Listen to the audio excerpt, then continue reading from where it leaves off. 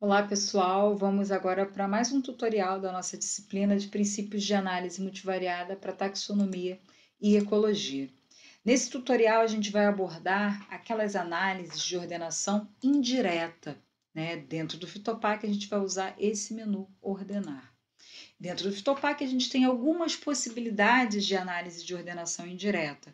Aquelas que não estão presentes no Fitopac, a gente vai utilizar o PCORD para realizar a análise. E aí, relembrando algo que a gente viu durante a aula teórica, é que a gente tem, dentre os métodos de ordenação, aqueles métodos que constituem análises indiretas de gradientes, que é quando a gente tem apenas uma matriz de dados, e aquelas análises diretas de gradientes, que a gente realiza quando a gente tem mais do que uma matriz de dados para as mesmas amostras e a gente quer correlacionar esses dados entre si. Por exemplo, uma matriz de espécies e uma matriz de dados ambientais. Na aula de hoje, nesse tutorial, a gente vai abordar apenas aquelas análises indiretas, e elas podem ser realizadas a partir de matrizes retangulares, que seriam aquelas formas baseadas em autoanálises, aqueles dados que descrevem modelos lineares, né, a gente vai utilizar uma PCA, análise de componentes principais. Para aqueles dados que descrevem modelos unimodais, a gente vai utilizar ACA ou ADCA. A gente vai discutir um pouco dessa diferença daqui a pouco e vai entender como a gente pode saber se o nosso dado descreve um modelo linear ou um modelo unimodal, ok? E aí, com relação às análises indiretas, que são baseadas em matrizes de distâncias, a gente tem duas principais: o escalonamento não métrico, que é o NMDS, e o escalonamento métrico, ou PCO ou PCOA, que é chamado de análise de coordenadas principais. São essas análises que a gente vai tratar no tutorial de hoje, algumas dessas análises. Então, né, a gente tem com a possibilidade de autoanálises aquelas matrizes retangulares, né, PCA, CA e DCA, para métodos de análises indiretas de gradientes. E com relação às matrizes de distância, se eu tenho apenas uma matriz de distância para entrar com os dados, eu posso realizar uma PCO ou PCOA, ou escalonamento métrico, ou o escalonamento não métrico, que é o NMDS. É claro que se eu tenho uma matriz de dados retangular, eu posso calcular um coeficiente de distância e aí aplicar um PCO ou um NMDS. Isso também é possível, e como a gente faz para calcular os coeficientes de distância, a gente pode, né, conferir na aula sobre os métodos de agrupamento, que a gente tratou também dos coeficientes de distância. Tá? Essas análises que prevêem duas matrizes de dados, as análises diretas de gradientes, serão tratadas numa próxima videoaula. Então, como que a gente faz para realizar a nossa análise de ordenação? Da mesma forma que a análise de agrupamento, a gente precisa ter um problema em mente, montar uma matriz, né, adequar esses dados, né, transformar os dados qualitativos em quantitativos, transformar os dados, né, com range em log, a depender do tipo de dados, adequar esses dados para as análises e aí escolher o melhor método de ordenação, que a gente vai entender, né, o que a gente precisa fazer para descobrir qual é o nosso tipo de dado e que método de ordenação seria mais adequado para ele. Vou falar já já sobre isso. E se a gente tiver apenas uma matriz de dados, por exemplo, uma matriz de espécies, a gente vai realizar uma análise indireta de gradientes. Caso a gente tenha mais de uma matriz de espécies, a gente vai realizar uma análise direta de gradientes, que a gente vai tratar numa próxima aula. Depois disso, a gente avalia e interpreta os resultados. E aí uma questão importante, pensando nesses métodos que são baseados em matrizes retangulares, a PCA, a CA e a DCA, quando eu devo utilizar cada uma? Na PCA, a gente prevê uma resposta linear dos nossos dados. Já na CA e na DCA, uma resposta unimodal. Para a gente saber se o nosso dado abrange uma resposta linear ou unimodal, a gente precisa compreender o tamanho do gradiente que é descrito por esses dados. Aqueles gradientes curtos são adequados aos métodos lineares, já os gradientes longos são adequados aos métodos unimodais. Em geral, dados de morfometria, dados sobre fisiologia, que a gente tem pouca variação entre o conjunto amostral, descrevem gradientes curtos. E dados ecológicos de levantamentos de espécies, né, dados sobre comunidades biológicas, na maioria das vezes descrevem comportamentos unimodais. Mas como que a gente pode saber se o nosso dado apresenta um desvio padrão grande, descrevendo um grande gradiente ou não? A gente, na prática, realiza um DCA, que seria uma análise de correspondência distendida, que é uma análise que coloca ao longo do primeiro eixo a maior parte da variação dos dados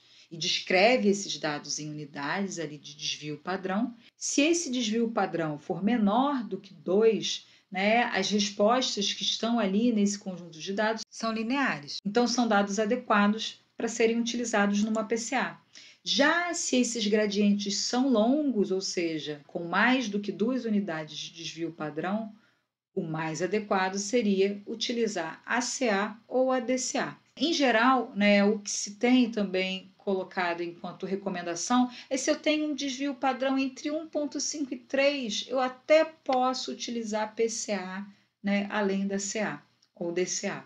Mas a regrinha que é colocada é que, né, o 2 seria um critério, né, importante. Se é menor do que 2, né, resposta linear, usa PCA. Se é maior do que 2, a gente usa CA ou a DCA. E quando eu devo usar uma CA ou uma DCA? Lembrando que a diferença básica entre a CA e a DCA é que a DCA é uma análise de correspondência distendida, onde a gente joga a maior parte da variação do conjunto de dados no primeiro eixo.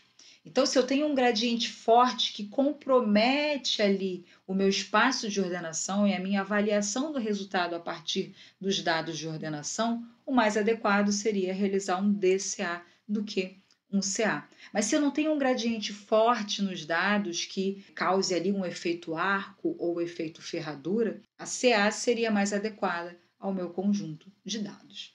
Vamos então agora na nossa prática utilizar inicialmente a matriz da turma, né, para fazer o teste do tamanho do gradiente dessa matriz e então, a depender do tamanho do gradiente, a gente vai rodar uma PCA ou uma CA para compreender os grupos, se eles são coesos, se eles são isolados, né, e quais as variáveis estariam mais correlacionadas com os agrupamentos existentes entre os componentes da nossa turma desse ano. Bem, vamos iniciar então a nossa prática de hoje e vamos abrir a nossa matriz de dados da turma já transformada pelo Range.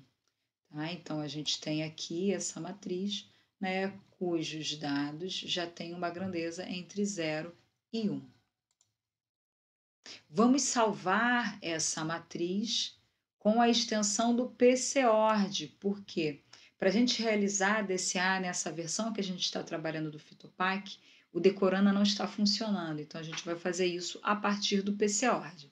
Então, a gente vai pegar aqui, salvar como, e no tipo de arquivo, arquivo do PCORD.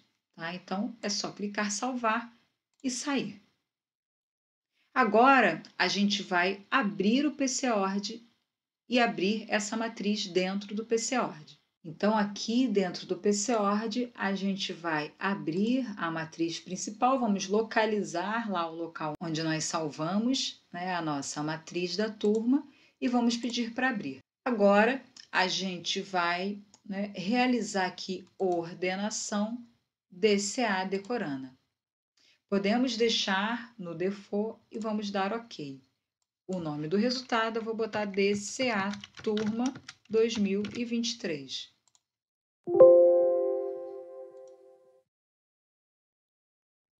Aqui embaixo a gente tem os resultados, né, em texto desse DCA. Para a gente entender o tamanho do gradiente que é descrito no primeiro eixo, a gente vai avaliar aqui o comprimento desse gradiente no primeiro eixo. Se ele é menor do que 2, esse gradiente descreve dados lineares, e aqui no caso é 1,2, né? Então, a gente tem dados lineares na nossa turma.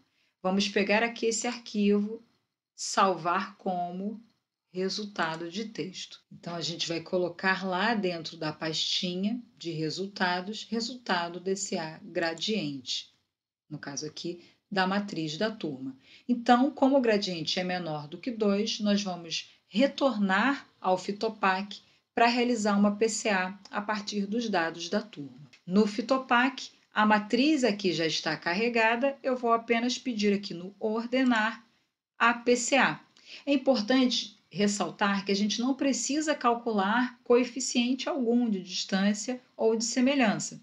Tá? As análises CA, PCA e DCA são realizadas a partir das matrizes retangulares, né? São análises ali baseadas em autoanálises, então a gente não precisa calcular coeficiente de distância.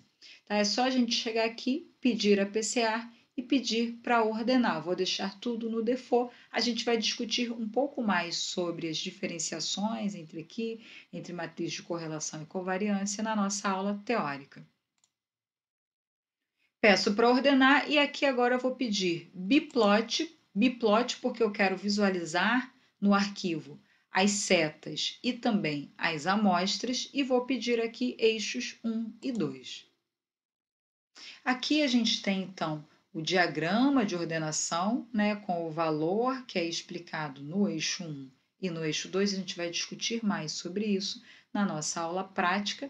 A gente pode aumentar o tamanho dos símbolos, se a gente quiser. Existem várias formas de edição aqui nas figuras do Fitopac, né? A gente pode tirar os nomezinhos que ficam sobrepostos, tirar essas setinhas aqui no seta visível. A gente vai numa outra videoaula abordar formas de edição desses gráficos do Fitopac, tá? Então, aqui a gente tem a matriz da turma, onde cada score, cada bolinha é uma pessoa, e aqui a gente tem os descritores que descrevem as variações existentes no conjunto de dados. Para a gente salvar essa imagem, a gente pode salvar nos resultados, e aí a gente vai ter essa imagem, né, dentro lá, quando a gente visualiza dentro do arquivo RTF de saída do Fitopac, ou podemos salvar também como figura, e nesse caso eu recomendo que salvem como BMP, que é um formato que tem uma qualidade um pouco maior para a gente trabalhar posteriormente em programas de edição de imagens. Tá? Então, vou aqui salvar essa figura. Então, a gente já realizou aqui essa primeira parte, já como o nosso gradiente era curto, nós rodamos uma PCA. Então, a gente tem aqui algumas perguntas para a gente avaliar a partir dessa análise e para a gente discutir no nosso encontro síncrono da prática relacionada aos métodos de ordenação das análises indiretas de gradientes. Na nossa aula prática, a gente também vai discutir, né, um pouco mais sobre outros métodos a partir da matriz de espécies que a gente tem trabalhado durante essa semana.